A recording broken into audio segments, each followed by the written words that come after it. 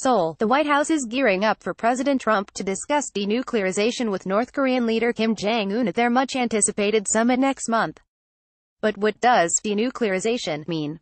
It depends on whom you are asking. To some in Washington, the denuclearization of the Korean Peninsula, as Trump tweeted late last month, means Kim handing over his nuclear weapons and missile systems and allowing international inspectors to check that the regime is keeping its word. Pyongyang, it means something very, very different. It means mutual steps to get rid of nuclear weapons, including requiring the United States to take down the nuclear umbrella it has put up over South Korea and Japan. That is a difference in definition that could toll a death knell for the summit before it even starts. The danger is entering into negotiations with unrealistic expectations that Kim is just going to hand over the keys to his nuclear kingdom.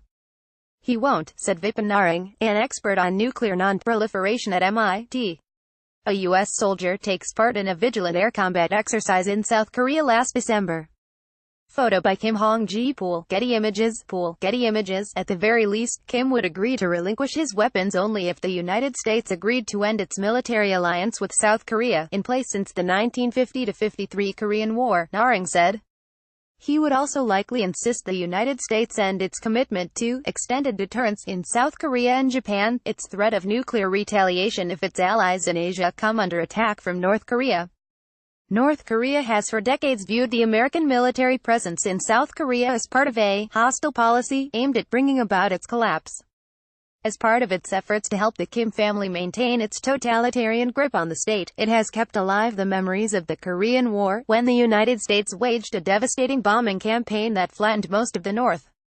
The surest way for the summit to end in disaster is if President Trump enters with the false belief that denuclearization of the Korean Peninsula means Kim Jong Un unilaterally surrendering his nuclear weapons, Narang said. Indeed, North Korea laid this out very clearly in the middle of 2016, calling Washington's insistence that it dismantle its nuclear program first an absurd precondition for entering talks. Instead, it listed 5 conditions of its own. Among them, Pyongyang demanded the United States declare it will not launch American nuclear weapons from South Korean soil. North Korea has said nothing to suggest it has dropped its demands. Some South Korean analysts advising President Moon Jae-in ahead of his own summit with Kim, to be held at the end of this month, say Kim knows insisting on them is unrealistic. Instead, he might ask for other concessions, perhaps a reduction in the American military presence on the peninsula, said Ko Yoo-won, professor of North Korean studies at Kook University and one of Moon's advisors. The United States military has about 28,000 troops stationed in South Korea and has built a huge base south of Seoul partly to get out of range of North Korea's conventional artillery. The Pentagon agreed to postpone annual spring exercises with the South Korean military until after the Winter Olympics that were held in February. The exercises appear, however, to be much more low-key this year.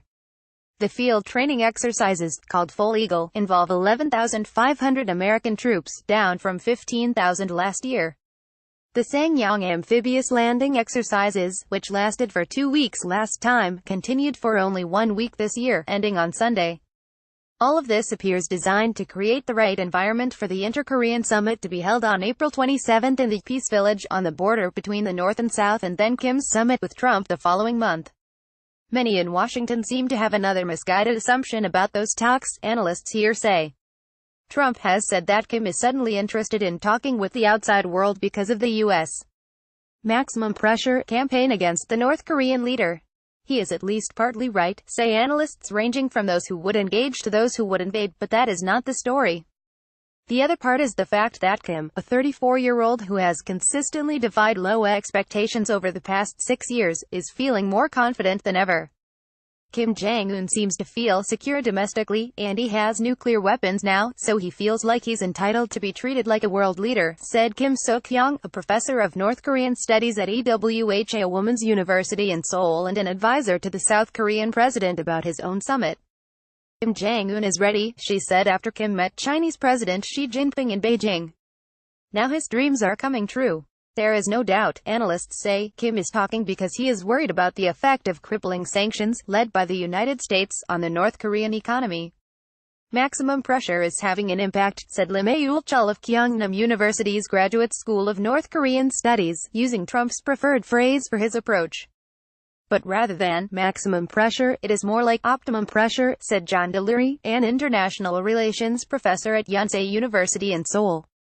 The pressure is real and has increased, and I do think that it has frustrated Kim Jong Un's ambitions, he said, referring to Kim's simultaneous push policy of developing the nuclear program and the economy at the same time. He's done with the first half of his plan, Delury said. He feels confident that he can keep doing what he's doing. Indeed, at the end of November, the last time it tested a missile, North Korea declared it had built a new intercontinental ballistic missile, tipped with super-large heavy warhead, that marked the completion of the rocket weaponry system development. Delury said the United States should want Kim to feel confident going into these talks, rather than feeling cornered. We have him in a good spot right now, Delury said. Lim agreed the North Korean leader, having declared success with his nuclear efforts, was now feeling strong and ready to deal with the economic side of his simultaneous push. Kim Jong Un decided to go to the negotiating table because he judged that once he became a nuclear power, Lim said, the U.S.